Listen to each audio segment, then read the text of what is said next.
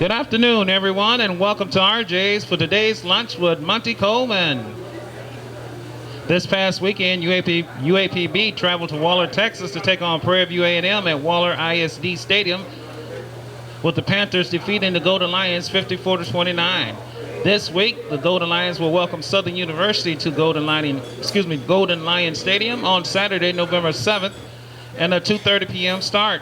In their last outing, Southern dropped a 48-7 decision to Alcorn State at A.W. Mumford Stadium in Baton Rouge, Louisiana.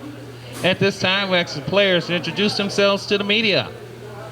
How you doing? This is Willie Duncan, junior linebacker from Detroit, Michigan.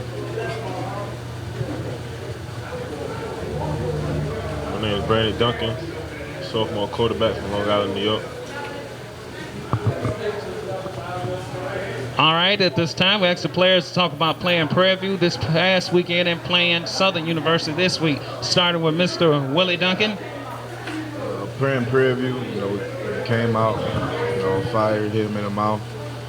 And, we missed a couple of assignments. And, now we're going on to Southern University. Ready to hit him in the mouth. Southern's a big rival, I know, for UAPB. So just going to go out this week and practice hard. All right, we're here from Mr. Brandon Duncan. This past Saturday against Prairie View, offensively we got off to a fast start. Coming out, scoring on our first two drives, got to a 14-0 lead, and then we hit a standstill offensively, and then we were able to get over the hump in the fourth quarter. But by then it was too late. But so next game against Southern, we got to start fast and we got to finish fast. All right, we're here from the Talk Dog himself, head coach Monty Coleman.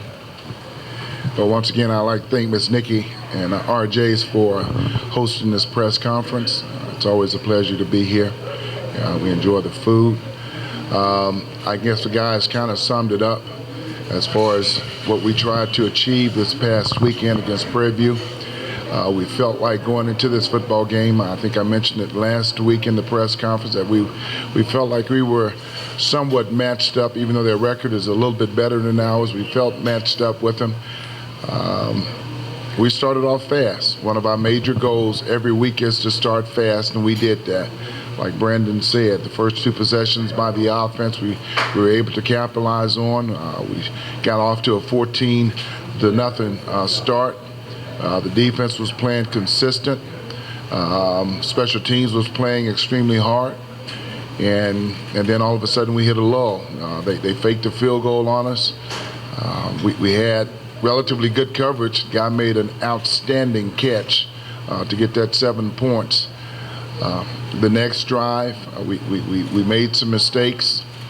We had an offsides penalty. We stopped them on the 5 on our kickoff. We had an offsides penalty. We had a roughing the passer, and then had one other penalty that gave them about 40 yards going into their score. So it wasn't everything that they were doing. We had a roughing penalty. It was 3rd down and 17. And we had a roughing the passer penalty on that, and that kind of catapulted them into momentum, and they never really looked back. We didn't have a very good second quarter offensively, I'll say. We only held the football for 3 minutes and some change in the second quarter. But overall, I complimented the guys, and I will publicly. The guys are fighting hard. Brandon got his start. He had over 300 yards passing. He was hitting several receivers. Willie had over 13 tackles. There was a lot of guys that played extremely hard. We started a freshman at the free safety position, Rocco Merriweather. He made a big hit early in the first quarter, which I thought gave us a lot of momentum, gave us the edge in the first quarter. We had guys who hadn't played, not Kyle Walker, but Malik Walker came in, made a great big stop on their A-Bear, who we're concerned with, number 3. there was a lot of things. And I say all those things because, it would be very easy because of human nature for a team that's 1-5, 1-6 to just say, you know what, we're going to shut this thing down into next year. But I complimented the team on their effort. Even though we lost the football game, the guys have not given up. The coaches have not given up. We'll continue to fight week in and week out. And that's what we're going to do. We've got 3 games left. We've got Southern this week. They're coming off of a 2-game loss. They played Alcorn last week and got beat pretty bad in that game. And I know they're going to have their ears pinned back coming into our stadium. And what we're going to do is we're going to go out and we're going to continue to prepare for Southern. I expect Southern to try to pass the football against us. Defensively, they will lay back and play some zone, but they will blitz on occasions. So it's going to be an exciting football game. The thing that I asked for the fans, and I think Ronnie sent one of his reporters in and talked to me, is don't give up on the team. The team are fighting real hard. They need your support these last 3 football games, and I hope that we can sell out Golden Lion Stadium in support of our football team. All right, at this time, we open up for Q&A. Mr. Sullivan. Nick Sullivan, Pound Bluff Commercial. Obviously, you mentioned it that Brandon got his first career start. Obviously, put up some really good numbers. Led some good scoring drives at the beginning of the game. Had some at the end of the game. Overall, how would you assess his performance? And then Brandon yourself, how would you assess your performance? I thought Brandon managed the game. When he speaks, he'll know that there were some opportunities there that he didn't capitalize on. Young quarterback. This is his first college start. So, there are going to be some things that he's got to go through as far as growing pains, and he did. But, for him to come in and pass the ball the way he did, to manage the game, that he had the 1 interception, which, we hate that. But, that just kind of happened. That was a boo-boo that he wished he could have back. He read something. The receiver didn't read the exact same thing he read. So we had a mishap. But overall, for him to start and give us a chance, the first 2 drives, converted into touchdowns. So he did an outstanding job for us.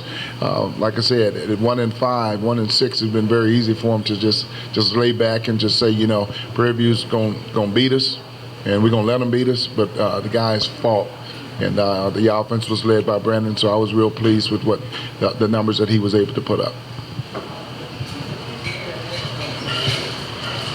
Personally, I think I had a right game. Could have did better. There's a lot of opportunities that I took advantage of, and there's a lot of opportunities that I missed. Coming off of last week, we only went outside for 1 day of practice. So I feel like with this week, since we will have a full week of practice outside, I should be able to do better in my next start. And hopefully we get out on Southern and finish fast. Let me just comment on what he said. And thank you, because I forgot all about that. Last week, because of inclement weather, we were only able to get out and practice outdoors 1 day. We were in the gym for the first couple of days, which were our major days, which was Tuesday and Wednesday. And we were able to get out on Thursday to throw the ball around or give him a full feel and full route running by the receivers and for the running backs for that matter. But, it is what it is. The guys, they pinned their ears back, and I thought we took it to Prairie View the first quarter and parts of the second quarter, and then the fourth quarter. We had a little lull in the second quarter, had a lull in the third quarter, and some of that could have been due because we weren't able to get out and practice, but we don't make excuses. We go out and we try to win football games, and I thought Brandon did a great job orchestrating the offense this past week. All right, and as far as the decision to end up going with Brandon, what kind of went into that? And I'm assuming, based on what he said too, that we're going to see him again under center on Saturday. Yes, he will be the starting quarterback this Saturday. This year has been kind of a musical chair trying to find that right ingredient at a very, very key position, which is the quarterback position. We tried the other 2 quarterbacks. They did admirable. we said we need a change, and it was Brandon's time. All three quarterbacks get equal reps pretty much in practice, so it's not like he's just been sitting on the sidelines. The other two are getting reps, and he's not getting reps. He's getting reps in 7-on-7 and in team, and 1-on-1 for that matter. So we're just trying to find that right ingredient. So speaking with Coach Jones, the offensive coordinator, said that, let's give Brandon his nod. And that's what happened. So, last week I told you we would play different ball players, which we did in the secondary. We took Kevin Rucker out and played Rocco Merriweather. And there were other guys that played, but the most notable one I think was Brandon. And we're just trying to find that magic fit right now. All right, and as far as the Prairie View game was concerned, I think, you can correct me if I'm wrong, I want to say that it was 14-14 at halftime. Yes. Yes, it was. And I say, obviously, like I said, you guys had gotten out to a lead, and they had obviously kind of dominated most of that second quarter, but got into halftime, tied. What was kind of the message to the guys at halftime, and what were you hoping to see in the third quarter that unfortunately didn't see? Basically, what we did the first quarter. Take that opening kickoff the third quarter and drive down and score. And that didn't happen. We played okay the third quarter, just didn't play well the third quarter. I think they scored 20 points the third quarter and 20 points the fourth quarter. So, what I was hoping for, and this is what we said, we got to play the 60 minutes. We've got to go out and we've got to continue what we've started. We wasn't shocked. We wasn't dismayed. About being 14-14, you take away the penalties that we shot ourselves in the foot with to give them that second touchdown. You take away the great catch that the kid made on the fake field goal. We could very easily possibly go in 14-0, but it was what it was, and the thing we want to do is come back out that second half with the football and drive down and score. All right, and Willie, for your part of being one of the leaders of the defense, I say what's been kind of the message that you and guys like DeMarcus, have kind of gave to the other guys about trying to bounce back this week against, like Coach Coleman said, a Southern team that's going to be a little pissed off, frankly, when they come into town. Well, we just not got to start fast, but we got to finish, and we got to keep him in the mouth. We're going to practice hard this week, and try to execute like we can. And as far as the, on the field stuff was concerned, I say, did Prairie View do anything that kind of surprised you guys, or was it that just they kind of worked their way into the game a little bit more with some help, obviously, with penalties, and that fake field goal had to give them some momentum and stuff? It was nothing that we haven't saw before in film or in practice. I mean, some was misassignments, misexecutions, penalties, and it was played a big part in the game. All right, and Coach, for you, I say I know that obviously Southern's a big rival, and I think of all the teams that the fans would like you to beat, they'd probably be pretty close to the top of the list, if not the top. But I saw that you guys are doing a fundraiser, I guess is the best way to put it, for the Devin Gales, I guess, fund. I'm not exactly sure, where. Can you talk a little about where the idea came from, and kind of what your hope is for this little project? Well, for the ones that don't know, this is a young man that played for Southern, and early in the season he sustained, I think, a neck injury to the point that he's now paralyzed.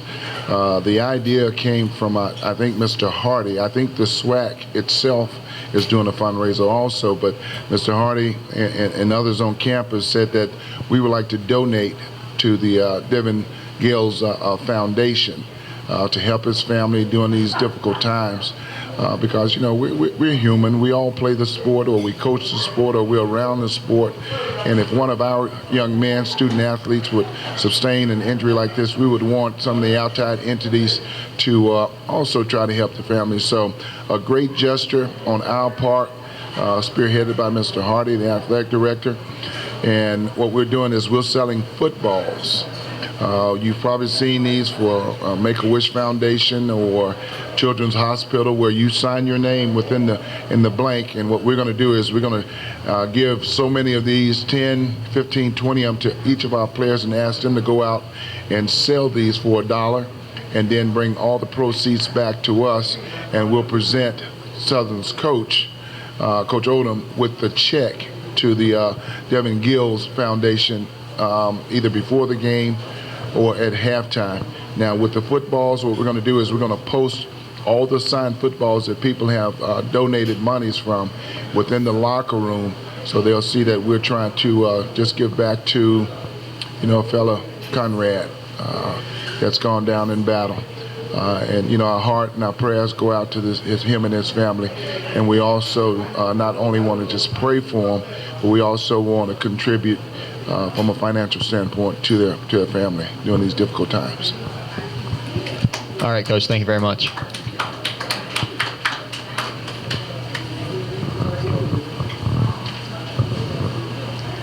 All right, once again, we'd like to thank you for coming out and having lunch with us. Also, Golden Lions fans, next home match for your UAPB volleyball team will be on Monday, November 16th against Grambling State, and a 7 p.m. start at the H.O. Clemens Arena. So come on out and cheer for your Lady Lions on to victory. Also, ladies and gentlemen, don't forget basketball season is just around the corner with your Lady Lions of the Hardwood taking on Talladega College on Friday, November 20th. And then we'll host Philander Smith College on Tuesday, November 24th, with both games slated for a 6 p.m. start at the H.O. Clemens Arena. For more information, contact the UAPB ticket office at 870-575-8601 as we look forward to seeing you there to cheer your Lady Lions on to victory. All right, let's give Miss Nikki and RJ's Bar and Grill a round of applause for letting us come out today. Once again, thank you for coming out and having lunch with us. And until we meet again, just keep those Twitter alerts and emails coming in, and have a wonderful Golden Lion Day.